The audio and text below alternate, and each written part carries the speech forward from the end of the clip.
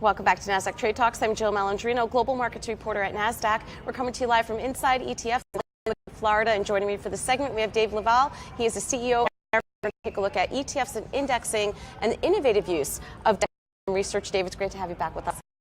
Always. And the foundation for proper indexing is the importance of data, rigor, innovation, all the research that's out there. Tell us more about how technology is being applied to ETFs and indexing. Yeah, so I would say that one of the things that is a pillar of how Alerian has become successful is really that research rigor that we put and have put into for over 10 years now into making sure that our index construction is something that is really going to build the most effective index that's going to support the most effective products, that's going to deliver the greatest outcome for investors. So utilization of data and utilization of technology is certainly underpinning of how we are able to do that research, but delivering that research to our clients is something that is really a differentiator for us in the marketplace. Right, and it allows you to develop custom solutions to democratize all of that direct indexing. Tell us about that.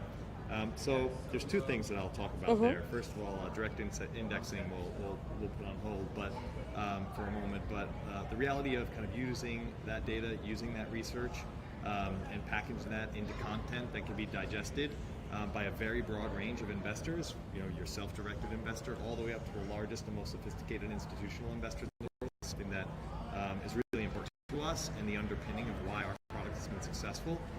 Both successful from asset raising, but also successful from liquidity perspective, and the ability for investors to get in and out of our product with ease and with minimal impact.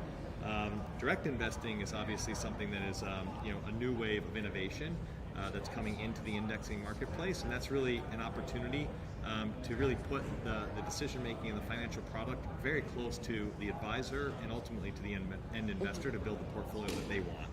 Let's talk about some of the overriding themes that we've heard at Inside ETFs, and quite frankly, the industry. ESG, of course, has been a big topic here, and the consistency of it, because there really isn't a standard process yet. It can be very arbitrary. People are building indexes or building products around it. What are some of the things you're picking up on from the conference? So from an ESG perspective, obviously we're focused on that. One of the things that I think is most important is the ability to build ESG solutions that are highly customizable, because my perspective on the world and your perspective on the world could be very different. And so right now the conversation around ESG is very supply oriented, and that people are developing indexes that are being put on shelves. From our perspective, I think building an ESG index, my philosophy of how I see the world, or our philosophy on how we see the world, will ultimately have the potential to alienate a number of investors.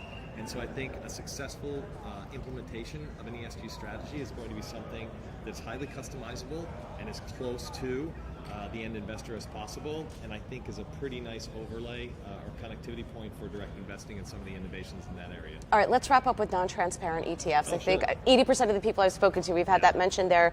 Do you see any unintended consequences from non-transparent? So there's a couple of pieces of regulation that have come into play. Obviously, the approval on the non-transparent or not fully transparent ETF structure, and then obviously also the ETF rule.